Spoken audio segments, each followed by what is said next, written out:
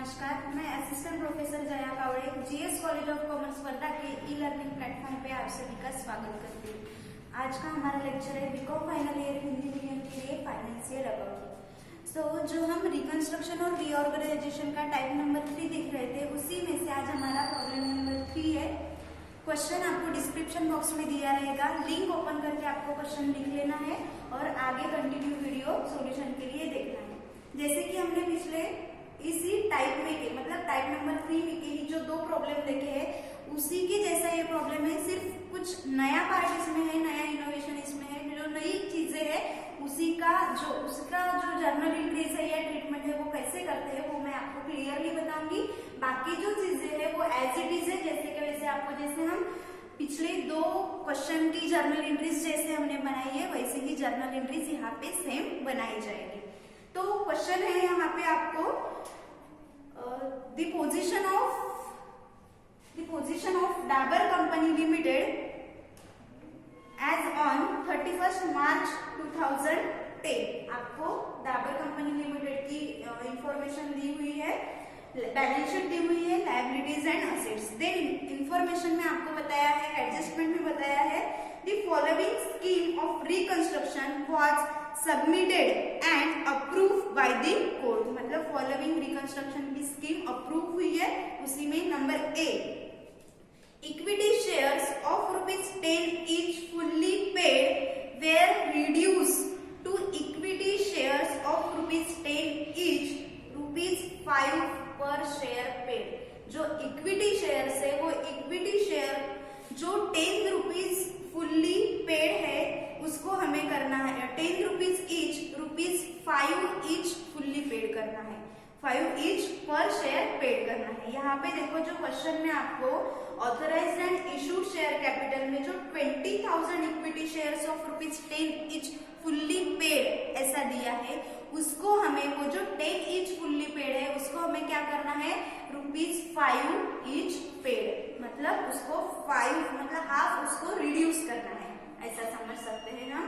Then second, 9% preference shares of ₹10 each, ₹10 each fully paid were reduced to 8% shares of ₹10 each, ₹6 per share paid। जो 9% preference shares है वो 9% preference shares हमें reduce करना है और कितना रखना है, उनको कन्वर्ट भी करना है 8% प्रेफरेंस शेयर्स में, और वो कितना करना है हमें, ₹6 पर शेयर पेड। इसका मतलब क्या है, वो कितना रिड्यूस करना है हमें, कितना कम करना है, तो वो 10 each फुल्ली पेड है, रखना कितना है 6 each पेड, तो हमें ₹4 रिड्यूस करना पड़ेगा, ₹4 each रिड्यूस करना पड़ेगा। तो स्कीम ऑफ रिकंस्ट्रक्शन में ₹4 से वो रिड्यूस होगा। Number C, 7% preference shares of ₹10 each, ₹5 पर शेयर पेड। मतलब जो 13,000 7% प्रेफरेंस शेयर्स है जो कि ₹5 पेड है, उसको हमें क्या करना है, वे आर रिड्यूस टू 1/2 मतलब 6.5% प्रेफरेंस शेयर्स ऑफ ₹10 each, मतलब 10 each का ही रहेगा, लेकिन ₹3 पर शेयर पेड, उसको कम कैसे करना है, ₹3 पर शेयर पेड। वहां पे ₹5 पर शेयर पेड है, तो यहाँ पे हमें 3 रखना है, तो कम कितना करना पड़ेगा, ₹2 पर share. Clear. Then 6% debenture holders are agreed to reduce their claim of ₹1,20,000। जो डिबेंचर होल्डर्स का क्लेम है वो रिड्यूस करना है ₹1,20,000 and also agreed to forgo the interest due on debentures. जो इंटरेस्ट ड्यू ऑन डिबेंचर्स है वो फुल्ली रिड्यूस या फॉरगो करना है हमें। क्लियर, मतलब वो पूरा रिड्यूस करना है, कम करना है। देन पैराग्राफ में, in view of the unsatisfactory state of affairs of the company, the preference shareholders also agreed to forgo the arrears dividend, मतलब जो प्रेफरेंस शेयर होल्डर्स है उन पे जो डिविडेंड्स अरियर होगा, जो डिविडेंड्स दिया नहीं है तो वो हमें फोरगो करना है, वो क्लियर करना है। अरियर्स प्रेफरेंस डिविडेंड है वाज ₹28,000। हम बैलेंस शीट में देखेंगे अरियर्स ऑफ डिविडेंड दिया है क्या, तो नहीं, यहाँ पे अरियर्स ऑफ डिविडेंड नहीं दिया है तो इसकी कुछ भी ट्रीटमेंट नहीं होगी। अगर दिया रहता तो वो पूरा रिकंस्ट्रक्शन अकाउंट को ट्रांसफर हो जाता, क्योंकि उसको पूरी तरह से फॉरगो करना। Clear? Then paragraph, the company meanwhile recovered as damages a sum of ₹45,000। तो कंपनी को रिकवर्ड होने वाले हैं, पैसे मिलने वाले हैं कौन से, डैमेजेस की नाम से। कोई चीज होगी, कोई प्रोडक्ट होगा जो डैमेज हुआ है, उसको कंपनी ने सेल किया और उससे कंपनी को मनी मिली है, इनकम मिला है, पैसे मिले हैं, तो वो डैमेजेस के नाम से ₹45,000 कंपनी को मिले हैं, उसकी एंट्री हमें करनी पड़ेगी। Then 45,000 from a third party and it was decided to utilize this sum to write off the losses, fictitious and intangible assets। तो वो मनी का यूज, 45,000 रुपीज का यूज हमें कैसे करना है, लॉसेस के लिए, लॉसेस के रिटर्न ऑफ के लिए और fictitious assets and intangible assets के रिटर्न ऑफ के लिए उस मनी का यूज हमें करना है। अब फिक्टिशियस असेट और लॉसेस का जो रिटर्न ऑफ है वो हम किससे करते हैं, कैसे करते हैं, रिकंस्ट्रक्शन अकाउंट से, बराबर है। तो ये जो डैमेजेस की अमाउंट हमें मिलेगी तो वो हमें रिकंस्ट्रक्शन अकाउंट को ट्रांसफर कर देना पड़ेगा और फिर रिकंस्ट्रक्शन अकाउंट से वो लॉसेस और इंटेंजिबल असेट्स रिटर्न ऑफ हो जाएगी। Clear? Then the reconstruction expenses were 2,500। यहाँ पे और एक नया पॉइंट ऐड हुआ है, डैमेजेस एक पॉइंट नया आया है, money recover from damages, and दूसरा पॉइंट है रिकंस्ट्रक्शन एक्सपेंसेस 2,500। ये दो एंट्री हमारे यहाँ पे एक्स्ट्रा होगी। बाकी की जो जर्नल एंट्रीज है सेम हमने जो प्रॉब्लम नंबर 1 और 2 में की है वैसे लिखेंगे। क्वेश्चन में आपको पूछा गया है जर्नल एंट्रीज एंड बैलेंस। तो सबसे पहले जो सॉल्यूशन का हमारा पार्ट रहता है स्कीम ऑफ रिकंस्ट्रक्शन, वो स्कीम ऑफ रिकंस्ट्रक्शन हम बनाएंगे। स्कीम ऑफ रिकंस्ट्रक्शन में जो हमें पॉइंट A, B, C और D, ये 4 पॉइंट में जो भी हमें जितना जितना रिड्यूस करने के लिए बोला है वो हम एकदम से रिड्यूस कर देंगे। उसमें सबसे पहले है इक्विटी शेयर्स। इक्विटी शेयर्स कितना था, equity shares of ₹10 each fully paid था, उसको कितना करना है हमें, ₹5 ईच पेड। तो यहाँ पे टोटल इक्विटी शेयर्स कितने थे, 20,000, कितना करना है, ₹5 ईच। तो ₹5 लेस करना पड़ेगा, रिड्यूस करना पड़ेगा। तो यहाँ पे 20,000 मल्टीप्लाई बाय 5, तो यहाँ पे ₹1 लाख रिड्यूस होगा, ₹1 लाख। देन है 9% प्रेफरेंस शेयर्स, 9% प्रेफरेंस शेयर्स। तो 9% प्रेफरेंस शेयर्स कितने हैं हमारे, ₹15,000 मल्टीप्लाई, यहाँ पे अब जो 9% प्रेफरेंस शेयर्स है उनका क्या करना है हमें, तो ₹6 पर शेयर पेड करना है। मतलब क्या है उसका, ₹4 रिड्यूस करना है यहाँ से। तो 15,000 मल्टीप्लाई बाय 4, 60,000 यहाँ से रिड्यूस हो जाए। क्लियर? उसके बाद है 7% प्रेफरेंस शेयर्स। तो यहाँ पे 7% प्रेफरेंस शेयर्स। अब 7% प्रेफरेंस शेयर्स कितना है टोटल, ₹13,000। उसको क्या करना है हमें, ₹5 ईच पेड है, तो वहां पे हमें ₹3 पर शेयर पेड रखना है। मतलब क्या है उसका, ₹2 पर शेयर जो है वो रिड्यूस करना है। 13,000 मल्टीप्लाई बाय 2, 26,000 यहाँ से रिड्यूस हो जाएंगे। स्कीम ऑफ रिकंस्ट्रक्शन में लिखे गए हमने वो रिड्यूस हो जाएंगे। तो और वो ये जो इतना अमाउंट रिड्यूस हुआ है वो रिकंस्ट्रक्शन अकाउंट को ट्रांसफर कर जाएगा। क्लियर? फिर इसके बाद है डिवेंचर्स रिड्यूस होने वाले हैं। तो यहाँ पे डिवेंचर्स 6% डिवेंचर्स, 6% डिवेंचर्स कितना रिड्यूस होने वाला है, 1,20,000। ठीक है?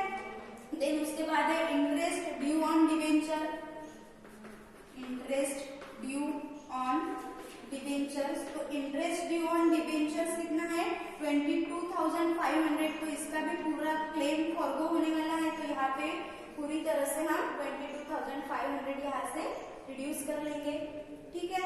देन उसके बाद डिबेंचर्स हो गया, इंटरेस्ट ड्यू ऑन डिबेंचर्स हो गया, क्लियर। अब जो डैमेजेस का अमाउंट हमें मिलने वाला है 45,000, तो वो 45,000 हमें रिकंस्ट्रक्शन अकाउंट को ट्रांसफर करना है, तो जितना अमाउंट रिड्यूस हुआ है, जितना अमाउंट हमें मिला है, तो वो हम स्कीम ऑफ रिकंस्ट्रक्शन के डेबिट साइड में लिखते हैं, तो यहाँ पे हम लिखेंगे डैमेजेस रिकवर्ड, डैमेजेस रिकवर्ड, तो यहाँ पे डैमेजेस रिकवर्ड है 45,000, तो 45,000 स्कीम ऑफ रिकंस्ट्रक्शन के डेबिट में आया है और वो रिकंस्ट्रक्शन अकाउंट को ट्रांसफर हो जाएगा, रिकंस्ट्रक्शन अकाउंट के क्रेडिट साइड में जाएगा। जितनी भी चीजें यहाँ पे हमने स्कीम ऑफ रिकंस्ट्रक्शन के डेबिट साइड में लिखे हैं, वो सारी चीजें रिकंस्ट्रक्शन अकाउंट के क्रेडिट में जाती है, क्लियर। अब देखते हैं असेट्स, तो असेट्स में क्या क्या है, तो सबसे पहले हम लास्ट असेट्स जो है हमारी प्रॉफिट एंड लॉस अकाउंट, उससे शुरुआत करते हैं, क्योंकि यहाँ पे हो सकता है कि जो हमारा रिकंस्ट्रक्शन अकाउंट का जो बैलेंस है, वो रिकंस्ट्रक्शन अकाउंट का बैलेंस जो हमें असेट्स रिटर्न ऑफ करनी है उसके लिए कम पड़ सकता है, तो यहाँ पे हमें जो जरूरी असेट्स है, जो मतलब जो इंटेंजिबल असेट्स हम जिसे बोलेंगे, फिक्टिशियस असेट्स जिसे बोलेंगे, वो सबसे पहले हमें लॉसेस और फिक्टिशियस असेट्स को एलिमिनेट करना है, रिटर्न ऑफ करना है। यहाँ पे हम प्रॉफिट एंड लॉस अकाउंट पहले लेंगे, profit and loss account, profit and loss account का अमाउंट कितना है ₹2,75,500, 2,75,500। देन उसके बाद जो रिकंस्ट्रक्शन एक्सपेंसेस है उसके लिए भी अमाउंट हमारा जाएगा, पैसा जाएगा, वो रिकंस्ट्रक्शन, इसीलिए वो रिकंस्ट्रक्शन अकाउंट पे जाएगा, तो यहाँ पे एक्सपेंसेस ऑन रिकंस्ट्रक्शन या रिकंस्ट्रक्शन एक्सपेंसेस भी हम लिख सकते हैं, reconstruction expenses 2,500। Then patents and designs, patents and designs, patents and designs कितना है, तो पेटेंट्स एंड डिजाइन दिया है 54,000। अब देखते हैं इसका टोटल करके हमारे पास बैलेंस देखेंगे, और जितना बैलेंस हमारा रहेगा उतना हम गुडविल रिटर्न ऑफ करेंगे, क्योंकि यहाँ पे कोई भी एक्स्ट्रा अमाउंट इधर नहीं है जिससे हम इधर की जो सारी असेट्स है वो रिटर्न ऑफ कर सके। तो यहाँ पे हम स्कीम ऑफ रिकंस्ट्रक्शन का अगर बैलेंसिंग करते हैं तो यहाँ पे 3,73,500 टोटल हो जाएगी, और यहाँ पे बैलेंस आएगा हमारा 41,500 बैलेंसिंग फिगर। तो ये जो है ये इस अमाउंट से हम गुडविल रिटर्न ऑफ करेंगे, बैलेंसिंग फिगर 41,500, और ये क्लोज हो जाएगा 3,73,500, 3,73,500। इस तरह से जो हमारा स्कीम ऑफ रिकंस्ट्रक्शन है ये बन गया है। पिछले लेक्चर में, मतलब पिछला जो क्वेश्चन था हमारा, वहाँ पे क्या हुआ था कि जितना अमाउंट यहाँ पे कम पड़ता है वो हमने प्रॉफिट प्रियर टू इनकॉर्पोरेशन से यूज किया था, लेकिन यहाँ पे कोई भी ऐसा आइटम नहीं है जिससे हम ये जो कम अमाउंट हमारे पास है, मतलब रिटर्न ऑफ करने के लिए जितना अमाउंट हमें कम मिल रहा उतना हम वहां से एक्वायर कर सके। तो यहाँ पे ऐसा कुछ भी हमें क्लियरली बताया नहीं है, तो हमारे पास जितना अमाउंट बचती है, जितनी अमाउंट हमारे पास रहती है, उतनी ही अमाउंट की जो गुडविल है हम यहाँ से रिटर्न ऑफ करेंगे। तो यहाँ पे अमाउंट है 41,500, तो गुडविल रिड्यूस होगा सिर्फ 41,500 से, बाकी जो असेट्स है इंटेंजिबल असेट्स वो और प्रॉफिट एंड लॉस अकाउंट को पूरी तरह से रिटर्न ऑफ हो जाएगी। क्लियर, ये हो गया स्कीम ऑफ रिकंस्ट्रक्शन। अब देखते हैं जो सॉल्यूशन का हमारा पार्ट है, journal entries, journal entries in the books of Dabur Company Limited, in the books of Dabur Company Limited, in the books of Dabur Company Limited। ठीक है, अब सबसे पहले यहाँ पे जो एंट्री होगी, अब देखो जैसे हमने शेयर कैपिटल रिड्यूस किया है, तो यहाँ पे हम बार बार जैसे 3 शेयर्स दिए हैं हमें, यहाँ पे दो प्रेफरेंस शेयर्स हमारे पास है और एक प्रकार का इक्विटी शेयर हमारे पास है। तो यहाँ पे हम क्या करेंगे कि जो जितना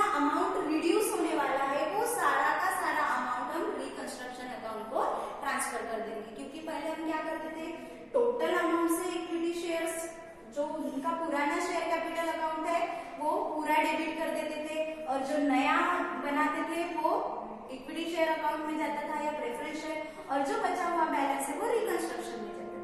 तो यहाँ पे हम क्या करेंगे, जितना रिड्यूस होने वाला है उतना उस अकाउंट से हम डेबिट कर देंगे, और जितना रिड्यूस हुआ है वो रिकंस्ट्रक्शन अकाउंट को ट्रांसफर करेंगे। तो यहाँ पे जितने अमाउंट यहाँ पे रिकंस्ट्रक्शन को ट्रांसफर होने वाली है, equity share, preference share capital और preference share capital 7% preference share capital और 6% डिबेंचर्स अकाउंट, इतना टोटल डेबिट हो जाएगा to reconstruction account, reconstruction account को ट्रांसफर हो जाएगा। तो यहाँ पे entry number 1 equity share capital account debit, equity share capital account debit कितना, ₹1 lakh. Then 9% preference shares capital account debit, 9% preference share capital account debit, 9% preference shares कितना debit हुआ है, ₹60,000। Then 7% preference share capital account debit, preference share capital account debit, 9% preference shares कितना debit हुआ है, ₹26,000, यहाँ पे 26,000। Then 6% debentures account, 6% debentures account debit, 22,500, 22,500। Then interest due on debentures भी forgone होने वाला है, वो भी रिकंस्ट्रक्शन अकाउंट को जाएगा। तो यहाँ पे interest due on debenture, interest due on debentures account debit कितना है, 22,500। सॉरी, ये था डिबेंचर्स था हमारा 1,20,000, 1,20,000। इंटरेस्ट ड्यू ऑन डिबेंचर है 22,500 to reconstruction account, reconstruction account. Clear? तो टोटल रिकंस्ट्रक्शन अकाउंट कितना हो जाएगा हमारा, 3,28,500, 3,28,500। यहाँ से ये जो टोटल की है हमने 3,73,500, उसमें से 45,000 लेस कर दो, हमें अमाउंट मिलेगी 3,28,500। यहाँ पे हम नरेशन लिखेंगे बी। अब यहाँ पे कोई एक शेयर या कोई एक डिबेंचर हमने रिड्यूस नहीं किया है, तो यहाँ पे हम टोटली लिख लेंगे कि जो रिड्यूस बैलेंस या रिड्यूस अमाउंट ट्रांसफर टू, जो रिड्यूस अमाउंट की है वो transfer to reconstruction account, transfer to reconstruction account. अब एक एंट्री में हमने सारी एंट्री कंबाइन कर दी है। तो यहाँ पे इक्विटी शेयर्स की अलग होती थी, ये प्रेफरेंस 9% प्रेफरेंस शेयर की अलग, 7% प्रेफरेंस शेयर्स के अलग, 6% डिबेंचर्स के अलग, इंटरेस्ट ऐसे अलग अलग न करते हुए, सेपरेट न करते हुए हमने एक कंबाइंड एंट्री कर दी है। टोटल जितना रिकंस्ट्रक्शन अकाउंट को डेबिट होने वाला है वो सारे account debit to reconstruction account, 3,28,500। अब देखते हैं एंट्री नंबर 2। अब एंट्री नंबर 2 यहाँ पे क्या होगी, तो हमारा A, B, C and D सारे पॉइंट यहाँ पे फर्स्ट एंट्री में कंप्लीट हो जाएंगे। देन जो हमें क्वेश्चन में बताया है कि जो कंपनी को डैमेजेस रिसीव हुआ है, डैमेजेस के बदले में जो अमाउंट रिसीव हुआ है उसकी एंट्री कंपनी करेगी। तो रिसीव हुआ है मतलब पैसे आए, तो पैसे आए तो क्या हुआ, बैंक अकाउंट डेबिट हुआ। तो यहाँ पे बैंक अकाउंट डेबिट, कितना अमाउंट रिसीव हुआ है, 45,000। और ये जो 45,000 हमें रिसीव हुए हैं वो किसके लिए यूटिलाइज होने वाले हैं, तो जो असेट्स और लॉसेस का जो रिटर्न ऑफ है उसके लिए वो 45,000 रिसीव्ड होने वाले हैं। तो इसे हमें रिकंस्ट्रक्शन अकाउंट को ट्रांसफर कर देना। तो यहाँ पे टू रिकंस्ट्रक्शन अकाउंट, यहाँ पे टू रिकंस्ट्रक्शन अकाउंट 45,000। और यहाँ पे नरेशन रहेगा बी amount received, amount यहाँ पे being amount received as damages transfer to reconstruction account. जो अमाउंट रिसीव हुई है वो ट्रांसफर की है रिकंस्ट्रक्शन, तो transfer to reconstruction account, reconstruction, यहाँ पे एंट्री नंबर 2 क्लोज। ठीक है, अब एंट्री नंबर 3 जो रिकंस्ट्रक्शन का एक्सपेंसेस हमने किया है तो वो रिकंस्ट्रक्शन एक्सपेंसेस की एंट्री हमें करनी पड़ेगी। तो यहाँ पे reconstruction expenses account debit, reconstruction expenses account debit कितना है? Reconstruction expenses 2500 to bank account, to bank account 2500।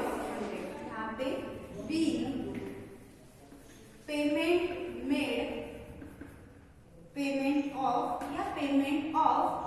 Reconstruction expenses, being payment of reconstruction expenses. तो यहाँ पे एंट्री नंबर 3 हो गई रिकंस्ट्रक्शन एक्सपेंसेस। क्लियर?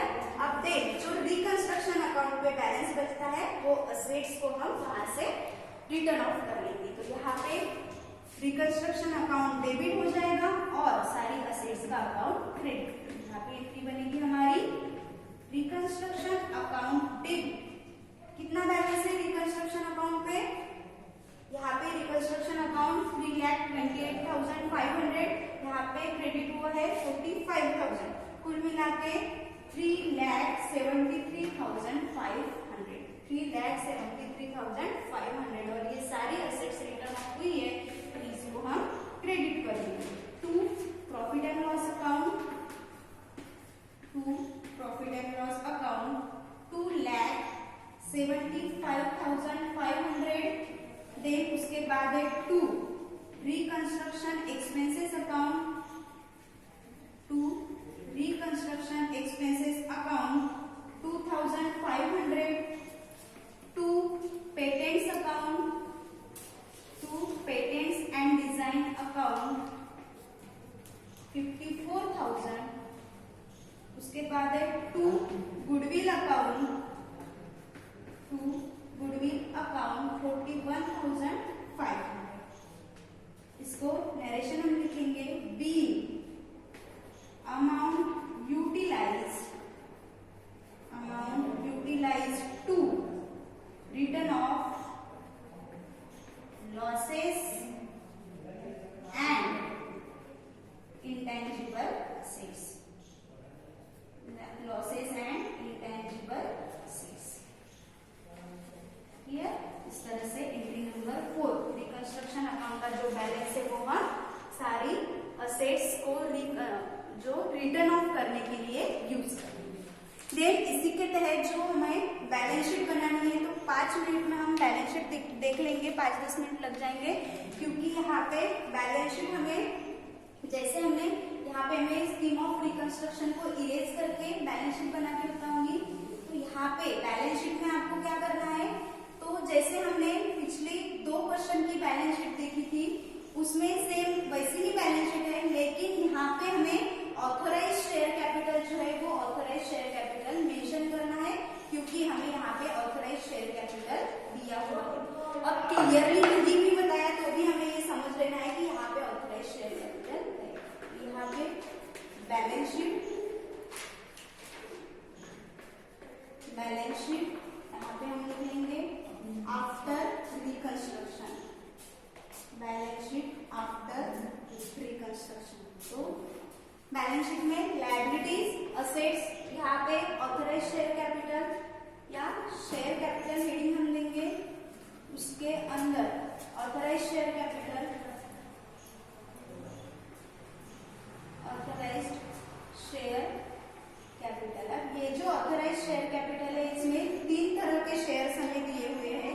तो जो हमें पुरानी बैलेंस शीट में दिया हुआ है वो पूरा शेयर कैपिटल हमें यहाँ पे ऑथराइज शेयर कैपिटल में लिखना है और जितना रिड्यूस हुआ है वो हमें